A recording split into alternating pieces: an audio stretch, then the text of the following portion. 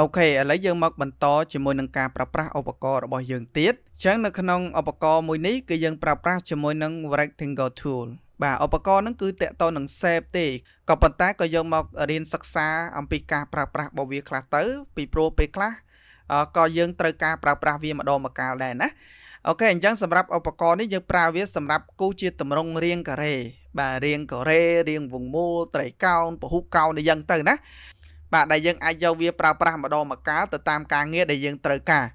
បាទអញ្ចឹងតើការប្រើប្រាស់របស់វាយ៉ាងម៉េចឥឡូវយើងទៅរៀនប្រើប្រាស់ទាំងអស់គ្នាណាបាទកម្មវិធីមកអូខេអញ្ចឹងនៅក្នុងឧបករណ៍ rectangle tool គឺជាឧបករណ៍មួយដែលប្រើប្រាស់តាក់ទងជាមួយនឹងទម្រង់ shape ថាតើវាតាក់ទងជាមួយនឹងការងាររចនាអក្សររបស់យើងមិនខ្លះឥឡូវយើងមកសិក្សាអំពីទម្រង់របស់វាសិននៅក្នុង rectangle tool នៅកន្លែងនេះ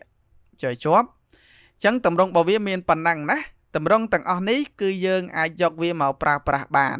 ប្រើប្រាស់មិនទៅអានេះ rectangle tool គឺជាទម្រង់រាងការ៉េរាងចតុកោណកែងអីយ៉ាងទៅណាពេលដែលយើងទាញមកឃើញវាចេញមកអញ្ចេះហេតុអីបើវាចេញមកអញ្ចឹងបាទដោយសារអីដោយសារទម្រង់របស់យើងគឺយើងបិទជាមួយនឹងអីគេជាមួយនឹង fill អញ្ចឹងជាទូទៅនៅក្នុងទម្រង់នៃ shape បាទ shape ទាំងអស់ហ្នឹងគឺគេដាក់ជាមួយនឹង fill ហើយ stroke យើងអាចបិទវិញអញ្ចឹងយើងត្រឡប់វិញមកនេះត្រឡប់វិញអញ្ចឹងមកអញ្ចឹងវាទៅជាបាទទៅជាទម្រង់មាន fill ណា fill គឺមានពណ៌ផ្ទៃរបស់វាអញ្ចឹងឯងអញ្ចឹងទម្រង់របស់វាយើងអាចធ្វើការគូហ្នឹងហើយយើងអាចធ្វើការគូមិនបាទចង់បានជាការ៉េយើងអាចគូមកបាទចង់បានការ៉េយើងចុច shift មួយឲ្យជាប់ទាញវាមកការ៉េហើយណាចង់រំកិលវាចុច space មួយទៀតទៅឃើញអត់រំកិលបានណាទម្រង់របស់វានេះវាសាមញ្ញទេបាទវាមិនជាពិបាកអីណាទេបាទនេះ rounded rectangle tool ណា rounded ហ្នឹងពេលយើងទាញមកវាមានកំណោនចេះឃើញទេវាមានកំណោនអញ្ចឹងអាកំណោនហ្នឹងយើងអាចទាញបានយ៉ាទៀតឃើញអត់បាទចុះអានេះទាញបានអត់អានេះក៏យើងទាញបានដែរបាទជាមួយនឹង rectangle ណាសំខាន់ពេលដែលយើងចុចមកវាមានជាមួយនឹង corner វិចិត្រនេះឃើញទេ corner វិចិត្រនេះអញ្ចឹងយើងអាចទាញអញ្ចឹងបានទៀតបាទអានេះវាអាចបង្កើតទៅជាតម្រង់ logo ឬក៏ជាតម្រង់ shape មួយដែលយើងអាចរចនាអក្សរហើយយើងអាចដាក់វានៅនឹងអញ្ចឹងទៅអាហ្នឹងតាមយើងកែច្នៃណាតម្រង់របស់វាមានតែប៉ុណ្្នឹងឯងបាទចុច C ជាប់ដើម្បីមូលអានេះ ellipse បាទ ellipse ណាបាទហើយបន្តមកទៀតជាមួយនឹង polygon ណា polygon ជាតម្រង់អានេះគេហៅថាពហុកោណណាបាទចង់បានតម្រង់វាច្រើនទាញអញ្ចឹងហើយចុច arrow key ឡើងទៅលើទៅវាបានច្រើនណាបាទឬក៏យើងคลิก port យ៉េសមួយមកវាបានជាមួយនឹង size របស់វានេះអញ្ចឹងយើងចង់ដាក់មិនបាទចង់បាន3ដាក់លេខ3ចុច OK មកវាបាន3ជ្រុងអញ្ចឹងទៅណាអូខេហើយ star នេះតម្រង់ star អូខេ star ក៏ដូចគ្នាដែរចុចលើវាមកឧទាហរណ៍យើងចង់បានតម្រង់7ចុចមកបាន7ជ្រុងអញ្ចឹងទៅហើយ flare នេះអត់តទៅនឹងមេរៀនរបស់យើងទេយើងមិនចាំបាច់ទៅខ្វល់វាទេណាបាទអញ្ចឹងសរុបមកវិញជាមួយនឹងតម្រង់នៃ rectangle ទាំងអស់ហ្នឹងថាតើយើងប្រើប្រាស់ម៉េចជាមួយនឹងការងាររបស់យើងដោយខ្ញុំបញ្ជាក់ខាងដើមអញ្ចឹងថាតម្រង់នៃការប្រើប្រាស់ជាមួយនឹងមុខប្រាសរបស់យើងនេះបាទខ្ញុំរំលឹកទៅមេរៀនខាងដើមបន្តិចនេះតម្រង់ប្រាសរបស់យើងនេះដែលយើងរៀនខាងដើមនោះបាទយើងប្រើប្រាស់ជាតម្រង់ប្រាសដែលវាមានជាអីគេមុខប្រាសស្រាប់នៅក្នុងកម្មវិធីរបស់យើងនេះបាទនៅក្នុង panel របស់យើងនេះអញ្ចឹងបើសិនតែយើងចង់បង្កើតមុខប្រាសនឹងដោយខ្លួនឯងសម្រាប់យកទៅពុតអក្សរថាតើយើងធ្វើម៉េចអញ្ចឹងមានន័យថាយើងត្រូវយក shape នេះជំនួយបាទឧទាហរណ៍ថាខ្ញុំយកជាមួយនឹង ellipse ខ្ញុំមកគូអញ្ចឹងគូលក្ខណៈតម្រង់ប្រាសយ៉េសមួយបន្តមកទៀតខ្ញុំធ្វើការលុបជាមួយនឹងអីគេនេះចំណុច anchor point នីមួយនេះបើវាស្មើអញ្ចឹងបាទវាអត់តន់ស្រួយទេពេលយើងគូទៅវាចេញជាតម្រង់អក្សររបស់យើងអត់ស្អាតទេអញ្ចឹងមានន័យថាខ្ញុំយកជាមួយនឹងអីគេនេះជាមួយនឹង anchor point tool នេះមកចុចលើ anchor point នេះមួយប៉ាច់មកដូចយើងដកចេញអញ្ចឹងចុចអញ្ចឹងមកដើម្បីអីថាចុចលើវាប៉ាច់មកដើម្បីឲ្យវា smooth អញ្ចឹងឃើញអត់អូខេដល់ពេលយើងចង់សារ៉េថែមទៀតយើងយក curvature បាទឃើញណាឃើញអត់អញ្ចឹងវាប្រតាក់គ្នាអញ្ចឹងឧបករណ៍នេះមួយវាប្រតាក់គ្នាអញ្ចឹងបាទខ្ញុំឲ្យគ្នាយើងរៀនមួយឲ្យចេះសិនទៅពេលដែលយើងធ្វើការងារជាក់ស្ដែងមែនតែនគឺយើងយកឧបករណ៍ហ្នឹងទៅបដូរមកឆ្លាស់ទៅឆ្លាស់មកធ្វើមកអញ្ចឹងបើសិនតែយើងអត់តន់ច្បាស់ឧបករណ៍ទាំងអស់ហ្នឹងទេពេលដែលយើងមករៀនទៅលើការចម្លងអក្សរក្តីរចនាអក្សរដោយខ្លួនឯងក្តីឬក៏ជាមួយនឹងការពុតតម្រង់អក្សរដែលមានស្រាប់ក្តីយើងនឹងពិបាកដោយសារអីដោយសារយើងអត់តន់ចេះជាមួយនឹងឧបករណ៍ទាំងអស់ហ្នឹងអូខេឥឡូវឧទាហរណ៍ថាខ្ញុំយកជាមួយនឹងតម្រង់នៃមុខប្រាសរបស់យើងប៉ុណ្ណឹងរបៀបហ្នឹង យើងធ្វើមិនទៅមានន័យថាយើងត្រូវទាញប្រាស់របស់យើងដាក់នៅក្នុងនេះនៅក្នុង panel របស់វានេះពីព្រោះអីយើងចង់យកតម្រងហ្នឹងយកមកដាក់នៅនេះអញ្ចឹងដើម្បីយកវាទៅដាក់យើងចុចទាញវាមកទម្លាក់ក្នុងនឹងហ្មងបាទទម្លាក់អញ្ចឹងមកអញ្ចឹងវា load ចេញជាមួយនឹង new brush បាទ new brush យើងយកជាមួយនឹង add brush របស់យើងមកហើយចុច OK អញ្ចឹងវា load ផ្ទាំងជាមួយកន្លែងនេះមួយទៀតមួយនេះគឺយើងដាក់ឈ្មោះវាណាយើងដាក់ new brush 1អញ្ចឹងទៅបាទសម្រាប់យើងចំណាំខ្លួនឯងណាបាទកន្លែង width នេះមានន័យថាតកតទៅនឹងអាកម្រាស់នៃទំហំប្រាស់របស់យើងណាប៉ុន្តែយើងមិនចាំបាច់បដូរវាទេដាក់ប៉ុណ្ណឹងសិនទៅណាបាទហើយជាមួយនឹង brush scale option បាទហ្នឹងគឺយើងយកនៅចំណុចទី2បាទកណ្ដាលគេហ្នឹងទៅអូខេបន្តមកទៀតនៅកន្លែងនេះយើងបដូរមក thin មកបាទដើម្បីឲ្យយើងគូទៅវា smooth ល្អហើយ option កន្លែង flip along flip across នេះបាច់ដូរវាទេបាទកន្លែងហ្នឹងប៉ុណ្ណឹងរួចអស់ហើយណាអូខេហើយចុចប៉ុណ្ណឹងមកពឹបអញ្ចឹងវា load មកនេះអ្វីដែលយើងធ្វើការចុចលើវាមិញណាអញ្ចឹងយើងលុបអានឹងបាន delete ពឹបអញ្ចឹងយើងចុចលើនឹងមកឧទាហរណ៍យើងយកជាមួយនឹង pen brush យើងមកម្ដងទៀតចុចលើនឹង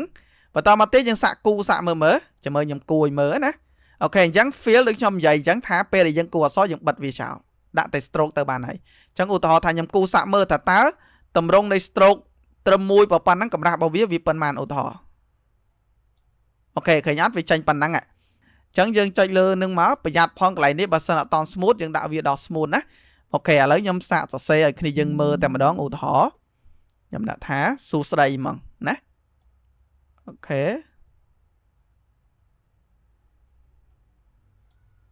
បាទឃើញទេខ្ញុំដាក់សួស្ដីអញ្ចឹងទៅអូខេតមកទៀតយើង select វាទាំងអស់មកហើយយើងធ្វើការបន្ថយមកឃើញអត់បាទយើងបន្ថយជាមួយនឹងកម្រាស់របស់វាមកអត់បញ្ហាអូខេទៀត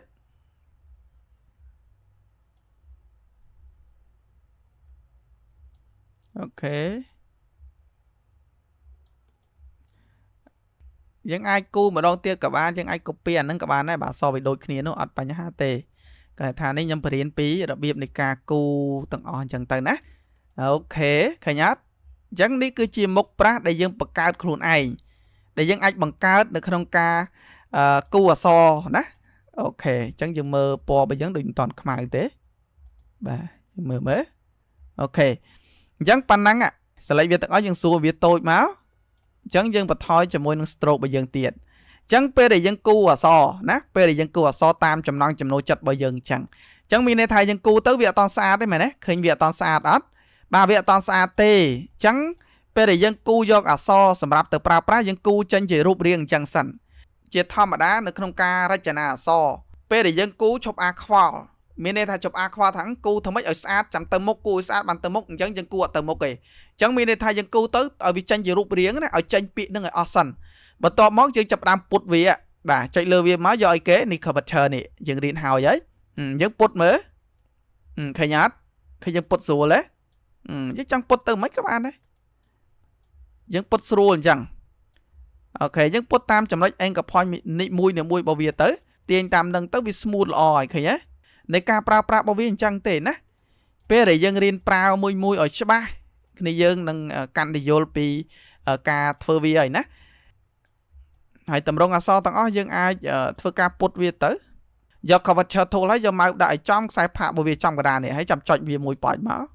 អញ្ចឹងយើងអាចធ្វើការពុតវាទៀតឃើញទេអញ្ចឹងយើងពុតទៅតាមតម្រងហ្នឹងឲ្យវា smooth ឲ្យវាល្អទៅតាមការចង់បានរបស់យើងណាអូខេអានេះគឺខ្ញុំបង្ហាញពីរបៀបនៃការបង្កើតជាតម្រងប្រាស់មួយដើម្បីឲ្យយើងចេះគូខ្លួនឯងទេណាអញ្ចឹងតម្រង shape ទាំងអស់នេះគឺយើងអាចយកវាទៅប្រើប្រាស់បានណាអាចយកវាទៅប្រើប្រាស់ទៅតាមការងាររបស់យើងបានបើយើងត្រូវការវាប្រើមិនអាហ្នឹងយើងយកវាទៅប្រើប្រាស់តាមនឹងទៅណា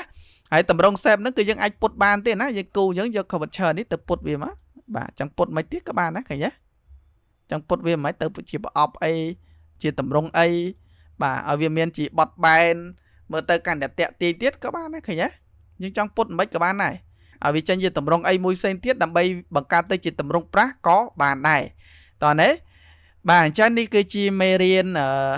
ការសិក្សាឧបករណ៍ជាមួយនឹង rectangle គឺមានតែប៉ុណ្្នឹងទេណាវាមិនជាច្រើនអីទេ